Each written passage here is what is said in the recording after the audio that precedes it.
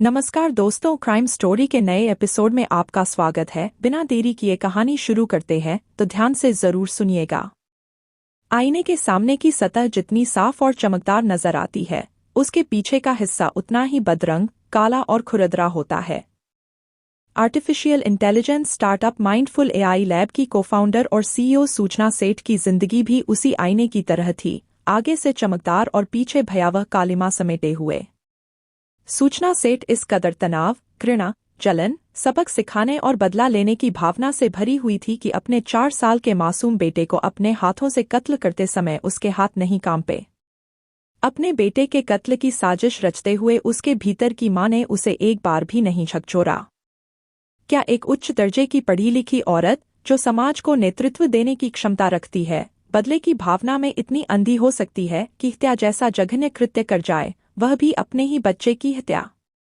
39 साल की सूचना सेठ 6 जनवरी को गोवा के सोल बन्यान ग्रांडे होटल में अपने 4 साल के बेटे के साथ आई थी। 8 जनवरी को जब उसने होटल से चेकआउट किया तब उसका बेटा उसके साथ नहीं था। होटल स्टाफ ने बेटे के बारे में पूछा तो सूचना सेठ ने कहा कि वह गोवा के फातोड़ा में एक रिश्तेदार के घर पर है। उसने रिसेप्शनिस्ट से कहा कि वह उसके बेंगलुरु जाने के लिए कोई टैक्सी बुक करवा दे। रिसेप्शनिस्ट ने कहा कि टैक्सी एक्सपेंसिव पड़ेगी, आप फ्लाइट लेकर चली जाइए, वह सस्ती होगी। मगर सूचना सेठ ने बाय रोड जाने पर ही जोर दिया तो उसके लिए एक कैब बुक करा दी गई। सूचना अपना सामान लेकर निकली। उधर हाउसकीपिंग स्टाफ जब उसका छोड़ा गया रूम साफ करने पहुंचा तो उसको वहां खून के धब्बे मिले। स्टाफ ने इसकी सूचना होटल के मालिक को दी और मालिक ने तुरंत पुलिस को इन्फॉर्म के दिया। पुलिस ने तुरंत उस कैब ड्राइवर को फोन लगाया और कोंकणी भाषा में बात करते हुए उससे कहा कि जिस मैडम को वह लेकर जा रहा है, उसको बताए बिना वह कैब को कर्नाटक के चित्रदुर्ग पुलिस स्टेशन ले जाए। ड्राइवर ने पुलिस के इंस्ट्रक्शन के अनुसार गाड़ी पुलिस स्टेशन पर लाकर खड़ी कर दी, जहां सूचना सेठ को पुलिस ने गिरफ्तार कर लिया। सूचना सेठ के सामान की तलाशी लेने पर उसके बच्चे की लाश पुलिस को उसके एक बैग में मिली। सूचना सेठ ने अपने बच्चे की हत्या क्यों की? इस सवाल के जवाब में जो कहानी निकल कर आई वह एक ऐसी औरत को सामने लाती है जो एक तरफ बहुत पढ़ी लिखी, मेहनती, सेल्फ मेड, नेतृत्व क्षमता से भरपूर, उद्योग जगत की अति महत्वाकांक्षी और समाज में अपनी हैसियत रखने वाली निर्भीक औरत है, तो वहीं दूसरी तरफ वह सामाजिक और पारिवारिक चक्रव्यूह में फंसी, टूटन, तनाव, गुस्से, अपमान, नफरत, झगड़े, कानूनी पचड़े में घिरी औरत, जिसके अंदर अपने पति से बदला लेने का लावा उबाल मार रहा था, जिसके चलते उसने अपने बेटे को मौत की नींद सुला दिया। हत्या की वजह जानने से पहले सूचना सेठ की शैक्षिक योग्यताओं पर एक नज़र डालते हैं। सूचना सेठ एक एथिक एक्सपर्ट, नैतिकता विशेषज्ञ और डेटा वैज्ञानिक है, जिसके पास डेटा विज्ञान टीमों को सलाह देने और स्टार्टअप व उद्योग अनुसंधान प्रयोगशालाओं में मशीन लर्निंग समाधानों को स्केल करने का 12 वर्षों से अधिक का अनुभव है। वह एआई एथिक्स सूची में 100 प्रतिभाशाली महिलाओं में से एक है। वह डेटा एंड सोसाइटी में मोजिला फेलो, हार्वर्ड यूनिवर्सिटी के बर्कमैन क्लेन सेंटर में फेलो और रमन रिसर्च इंस्टीट्यूट में रिसर्च फेलो रही है और उसके पास प्राकृतिक भाषा, नेचुरल लैंग्वेज प्रसंस्करण में पेटेंट भी है।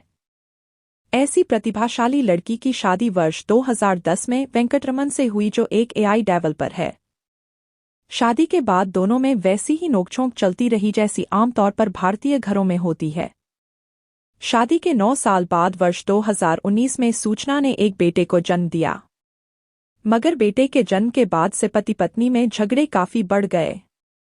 2020 से सूचना और उसके पति के वेंकटरमन के बीच विवाद इतना बढ़ गया कि दोनों ने तलाक ले लिया। कोर्ट ने बच्चे की कस्टडी सूचना सेठ को दी और आदेश दिया था कि वेंकटरमन अपने बच्चे से हर रविवार को मिल सकता है। मगर सूचना अपने पति वेंकटरमन से इतनी नफरत करने लगी थी कि वह नहीं चाहती थी कि वह अपने बेटे से मिलने आए और उसकी नज़रों के सामने पड़े। इस नफरत ने उसकी बुद्धि कुंद कर दी और वह एक ऐसे जघन्य अपराध की तरफ बढ़ गई जिसको सुनकर एकदम मुंह से यही निकलता है, यह कैसी माँ?